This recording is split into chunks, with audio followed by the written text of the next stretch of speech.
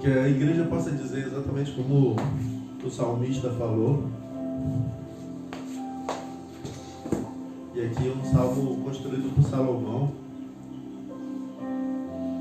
que fala sobre a segurança e a prosperidade e fecundidade vem somente de Deus.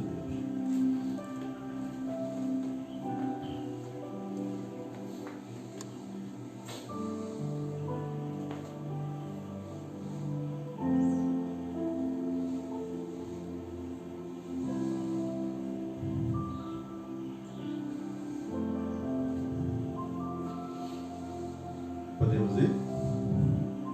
Salmo 127, versículo 1. Diz assim: se o Senhor não edificar a casa, em vão trabalham os que edificam. Se o Senhor não guardar a cidade, em vão vigia a sentinela.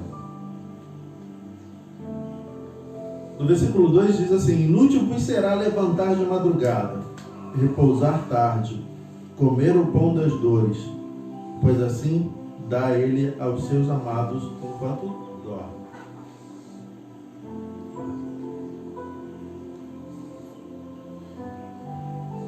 E eu começo com essa palavra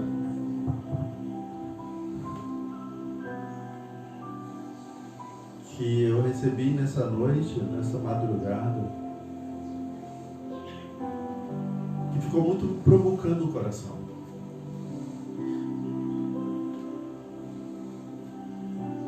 Nós temos vivido um tempo de igreja em que a igreja do Senhor, ela está muito preocupada em aparecer, muito preocupada em ser, muito preocupada em dominar, muito preocupada em fazer parte do poder político, econômico, ideológico,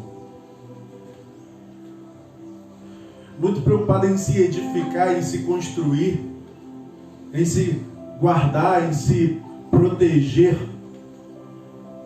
E ficou tão preocupada que tirou de Deus uma responsabilidade que era dele e colocou sobre os seus próprios ombros. Hoje nós somos uma igreja que briga, que discute, que vai para as redes sociais, que porfia, que disputa, que xinga, que se propõe a derrubar poderes políticos.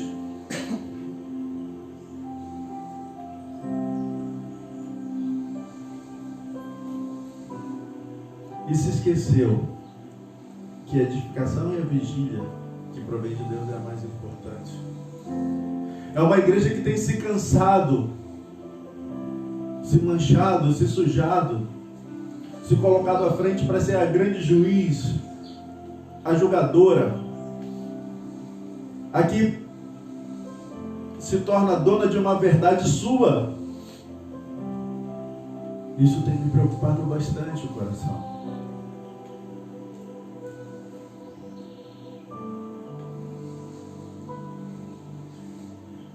Se o Senhor não edificar a casa, em vão trabalham os que edificam.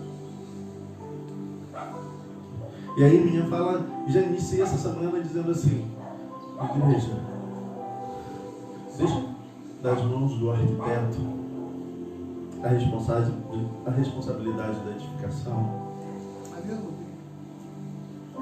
Porque edificações que não promovam a paz e a edificação mútua em Deus não é de Deus. Então ser belicosa, ser a que agride, ser a que se levanta e que diz que tem um braço forte, se não promove a paz, não é de Deus. Meu Deus. Se não edifica mutuamente, não é de Deus. Ah, mas precisamos estar vigilantes, porque se levanta isso, se levanta aquilo. Em vão vigia o sentinela, se o Senhor não guardar.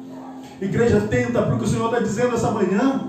Não adianta nada que você está edificando se o Senhor não edificar. Se for uma vontade tua, igreja.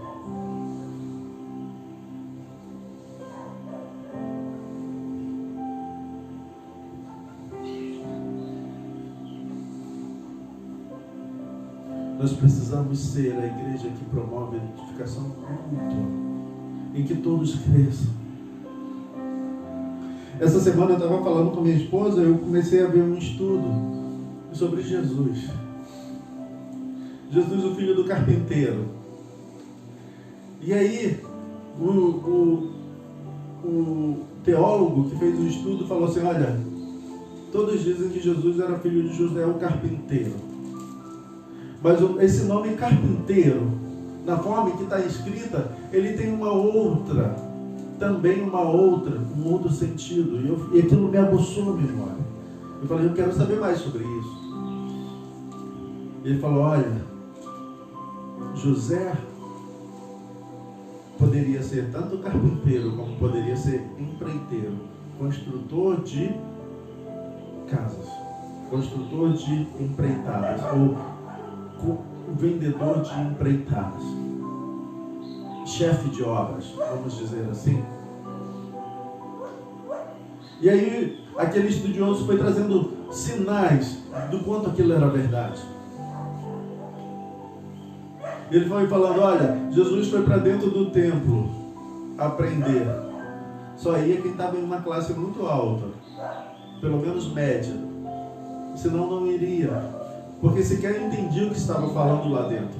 Porque o povo mesmo falava aramaico, que era uma língua muito mais pobre.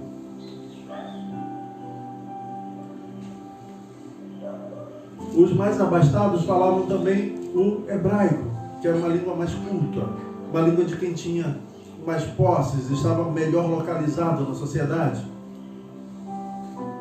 E se José era realmente um empreiteiro, ele precisava falar uma outra língua, o grego, porque todos os contratos de Roma eles eram feitos em grego. E eu fiquei imaginando, nossa, então por isso Jesus entendia muito os gentios, os gregos, por isso Jesus, os romanos, por isso Jesus entendia tanto os mais pobres, porque ele entendia a linguagem dos mais pobres. E José passou isso para Jesus, por quê? Porque José precisava dos empregados para fazer as suas construções, e para falar com os empregados ele precisava falar a língua dos empregados. E Jesus aprendeu aramaico. Mas para falar com quem o contratava, ele precisava saber falar o hebraico. E para fazer o contrato e firmar esse contrato, ele precisava saber grego. Mas tem algo que é incrível nesse processo. Jesus sabia falar grego, Jesus sabia falar hebraico, mas quando ele se dirigia ao povo, ele se dirigia na linguagem mais simples. Porque ele queria atingir exatamente aquele público que muitas vezes, dentro do templo, onde tinha uma pregação, ela era feita em hebraico. E muitas vezes eles sequer entendiam o que estava sendo falado. Então eles viviam de migalhas. E Jesus falou, opa, eu vim para eles.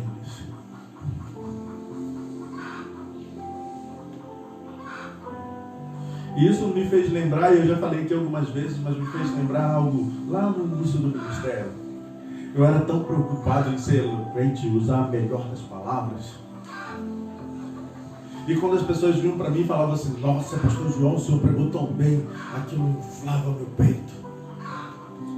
Eu achava, opa, preciso preparar mais estudos ainda. Eu preciso me organizar mais ainda. Eu preciso me estruturar mais ainda para mostrar para eles o quanto eu sei. E para que eles se convençam. Opa, não era eu. Quem tinha que convencê-los era o Espírito Santo. E eu estava ali cego naquele processo. Até que um dia uma irmã chegou para mim e falou, pastor, quando o senhor fala, me dá uma emoção tão grande, porque o senhor fala tão bonito. E eu já estava todo me inchando. Ela falou logo em seguida, eu não entendo nada, mas eu sei que o senhor sabe coisa pra caramba, e isso me deixa muito feliz. E eu ouvi aquilo e falei assim, eu não entendo nada. Não foi para isso que Jesus nos chamou. Jesus nos chamou para pregar a palavra para que as pessoas ouçam, para que ouvindo, entendam.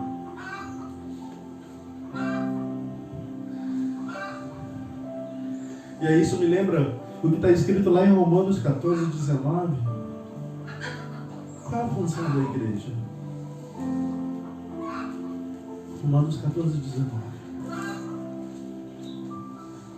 A igreja precisa ser aquela que traz edificações que promovam a paz, a edificação mútua. Romanos 14, 19.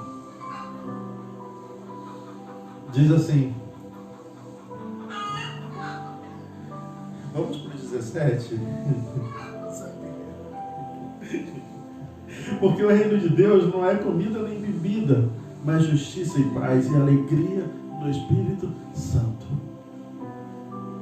Porque quem nisto serve a Cristo, agradável é a Deus e aceito aos homens.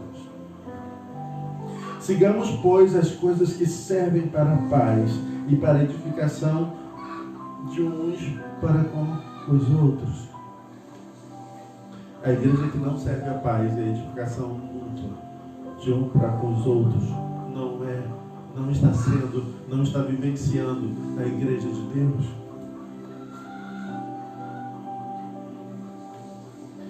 E aí, quando eu ouvi aquela voz daquela irmã que chegou para mim e falou aquilo, que me deixou alegre no primeiro momento e triste logo depois, eu falei, meu Deus,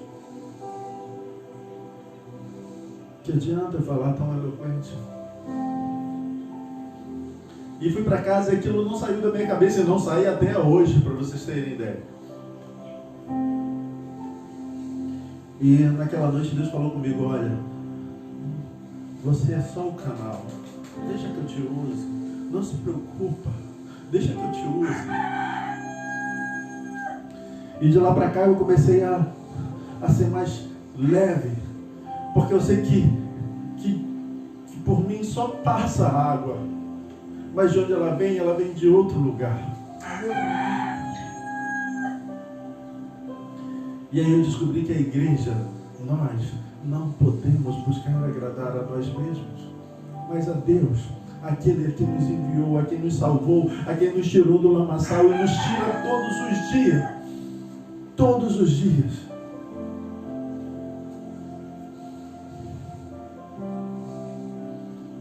Mas viramos uma igreja que acusa, que aponta o dedo, que fere. Porque está tão boa em si, está tão agradada em si mesmo, está tão grande, está tão poderosa, está tão amiga dos poderosos, que ela se sente nesse lugar. E Deus nessa manhã está dizendo para a gente, igreja, não busque agradar a nós mesmos. Isso um pouquinho depois, Romanos 15, vamos lá. Romanos 15, de 1 a 3. O exemplo de Cristo sobre como é ser abnegado, sobre como é abrir mão de si mesmo. Como a palavra diz, ele esvaziou a si mesmo, se esvaziou e se entregou. Mas nós que somos fortes, e nós só somos fortes por quê? Porque a palavra de Deus está em nós. A palavra de Deus é bem clara nisso. Eu vos escolhi porque sois fortes, e a palavra de Deus está em vós. Então não somos fortes na nossa força, nós somos fortes em Deus. Mas nós que somos fortes devemos suportar a fraqueza dos fracos e não agradar a nós mesmos. Portanto, cada um de nós agrade ao seu próximo no que é bom para a edificação. Ah, mas eu não vou fazer isso. Não, isso eu não faço. Cada um de nós agrade ao seu próximo no que é bom para a edificação. Você não veio para agradar a você mesmo. Jesus Cristo não veio agradar a si mesmo. Ele a si mesmo se negou. E se nós somos cristãos, ou seja, se nós somos protótipos, se nós somos uma imitação de Cristo, não é agradar a nós mesmos, a nossa função. Então, igreja, a edificação é do Senhor. Não deixa de lado esse edificar que tu está tomando. Porque também Cristo não agradou a si mesmo, Mas como está escrito, sobre mim caíram as injúrias dos que me injuriaram. Sobre mim caíram as injúrias dos que te injuriaram. Nós temos uma igreja que não suporta mais ser injuriada. Não, nós temos que ir para a rua, nós temos que derrubar o governo, nós temos que matar, nós temos que tirar, nós temos que destituir, porque a igreja está sendo ofendida. Porque também Cristo não agradou a si mesmo. Mas como está escrito, sobre mim caíram as injúrias que te injuriaram. Igreja, você não deve buscar agradar a si mesmo. O teu dever é outro. O teu dever é conformar, avisar, auxiliar, confortar. Só que a igreja está indo para outro caminho. Ela está buscando o próprio conforto, auxiliar a si própria. É mais confortável falar hebraico do que aramaico. Até porque o que esse povo vai me dar? Eu estou tão preocupado com o que eu vou receber que eu não ligo. Porque Deus tem me orientado. 1 Tessalonicenses 5,14.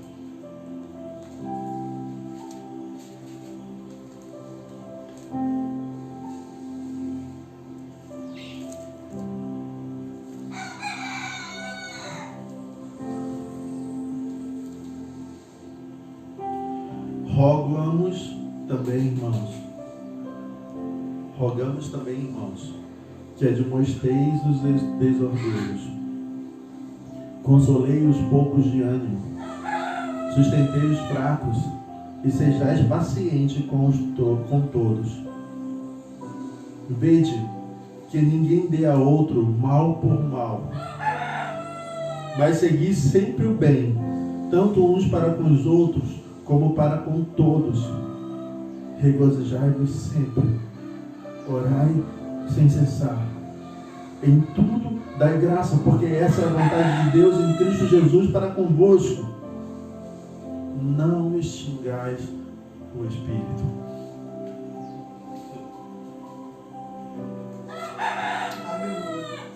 Jesus, quando ele falou, olha, eu estou indo, mas eu não vos deixarei só, eu enviarei-vos um Consolador. Porque ele sabia que a noiva sozinha por si, ela não construiria o que vem de Deus. Ela precisava do Espírito. E aqui em Tessalonicenses, a palavra de Deus nos exorta a não extinguir o Espírito.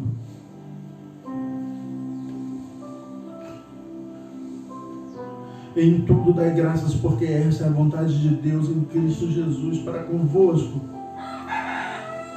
Não extingais o Espírito.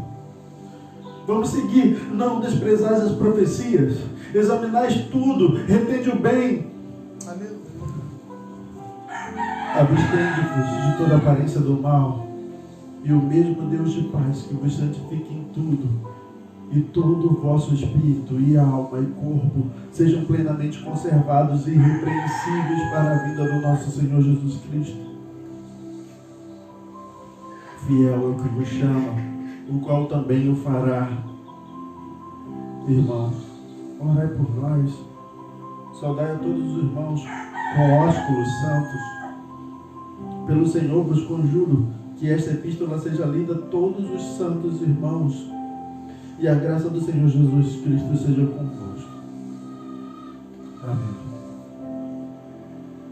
Confortar, avisar, auxiliar, consolar. É a função da igreja. Não extinguir o Espírito. Hoje nós somos uma igreja belicosa, que briga, que se autoimpõe. E esquecemos. Nós estamos brigando por governos, nós estamos brigando por questões políticas, nós estamos brigando por decisões outras.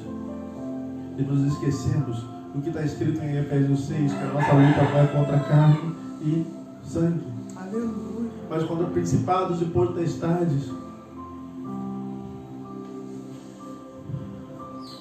E aí estamos edificando e fazendo vigílias onde não são coisas que provêm de Deus.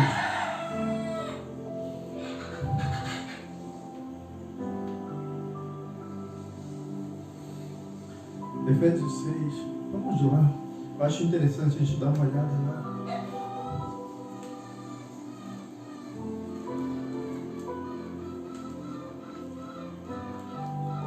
Eu acordei e eu não conseguia mais dormir. Eu acho que eu fui voltar a dormir, era quase 6 da manhã. 5, 6 da manhã. E a palavra vinha sobre a minha vida.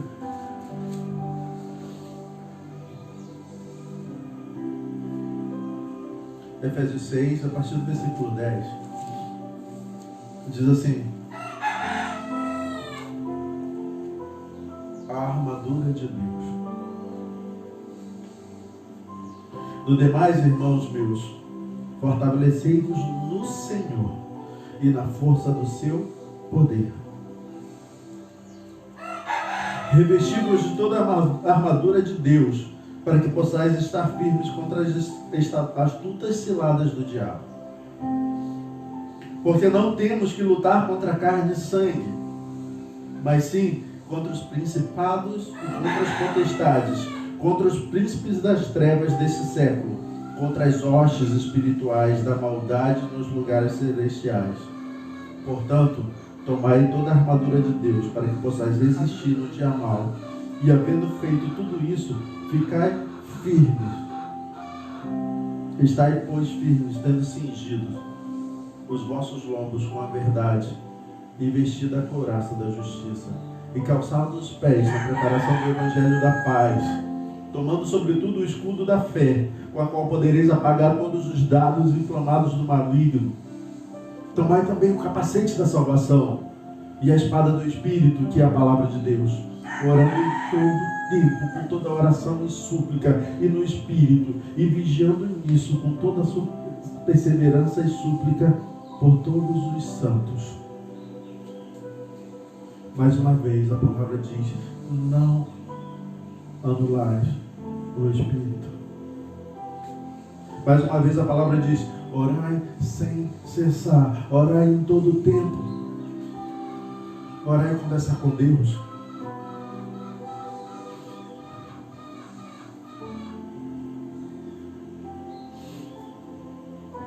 Se a construção e a vigília que você estiver fazendo não tiver essa orientação, ela não é de Deus, ainda que pareça.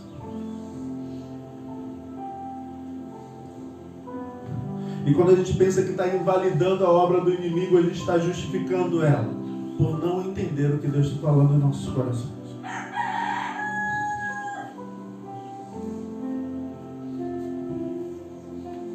Nós somos a igreja que, porque faltou alguma coisa, a gente vai para a guerra e briga. E não espera que a armadura de Deus estabeleça. A gente veste o nosso saúde. Hoje em dia nós temos um monte de armadura de saúde dentro da igreja. E quando aparece um gigante, a gente veste essa armadura. Porque nós somos a igreja que crescemos. Nós somos o país que é a igreja que mais cresceu. E nos esquecemos, nesse crescimento, que a armadura que temos que vestir é espiritual, que é dada por Deus. E não a da nossa força, como igreja estruturada em templos, em poder de número de pessoas. Aleluia. A gente esqueceu de falar como Abacuque. A igreja deixou de ser como a orientação trazida através do que lemos em Abacuque para o cantor Mor, sobre como trazer isso em forma de música na congregação dos santos.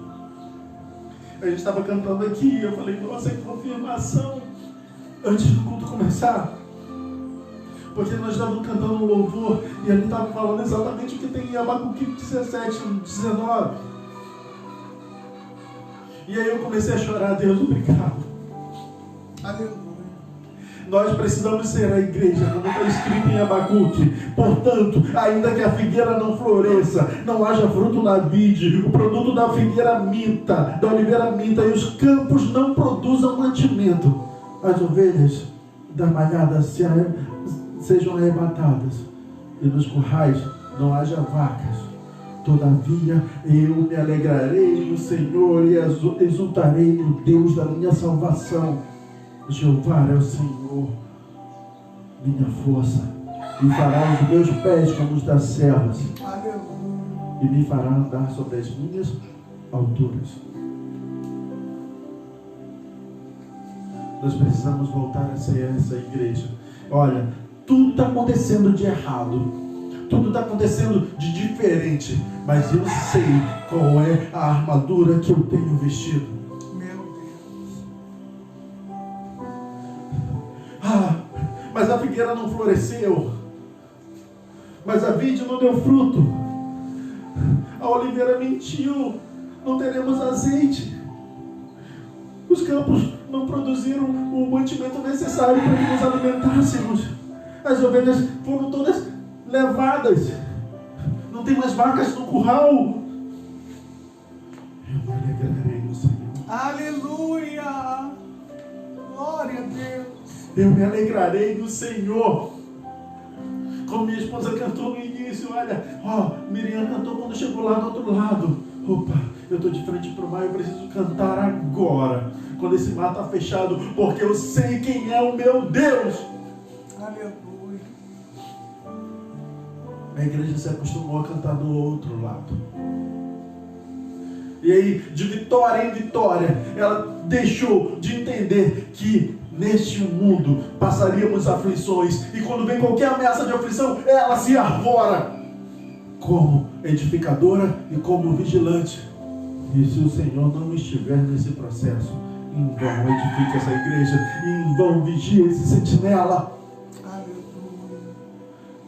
A edificação e a vigília que provém de Deus é aquela em que, ainda que a figueira não floresça, que não haja fruto na vide, que o produto da oliveira minta, que os campos não produzam alimento, e as ovelhas da malhada sejam arrebatadas, e nos currais não haja vaca, produz em nós alegria, porque mostra que estamos guiados pelo Espírito. E quando estamos guiados pelo Espírito, nada disso tira de nós a paz que deve sobreviver, viver e emanar em nossas almas. Mas pastor, como é que a gente faz isso? É simples. A única forma de ser bem-aventurado é simples, já cantou o salmista. Bem-aventurado é o varão que não se assenta na roda dos escarnecedores, e cujo seu prazer é na lei do Senhor, e nela medita de dia e de noite. Meditar no Espírito, recebendo de Deus o que Ele tem. Se voltar para as Escrituras sobre a orientação do Espírito. Aleluia. Vamos lá em Romanos. Novamente em Romanos 15. Versículo 4.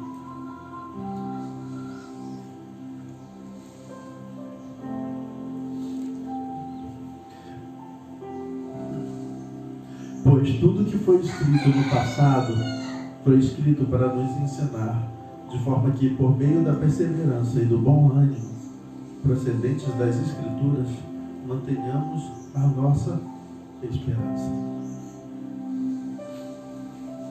Essa é a edificação e a vigilância que provém de Deus.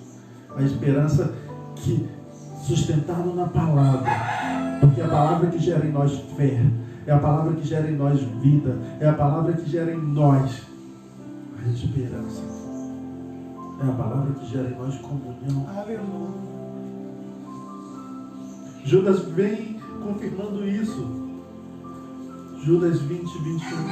Judas 1, 20, 21.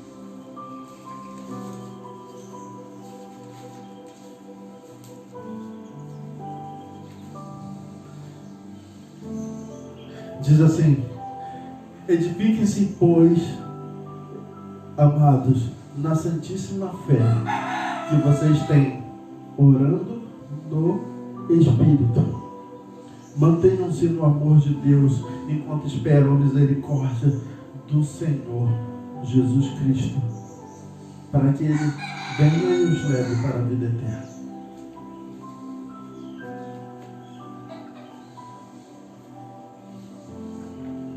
Igreja, não anula o Espírito.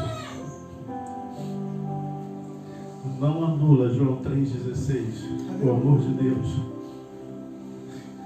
Não anula o sacrifício da cruz, em que Jesus veio e negou a si mesmo e sofreu e padeceu todas as nossas dores.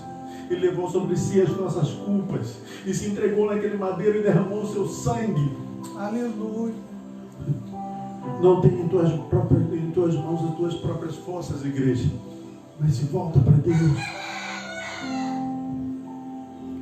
Se tu tem alguma coisa para edificar, igreja, se você tem alguma coisa para vigiar, ela precisa estar calçada no que provém de Deus.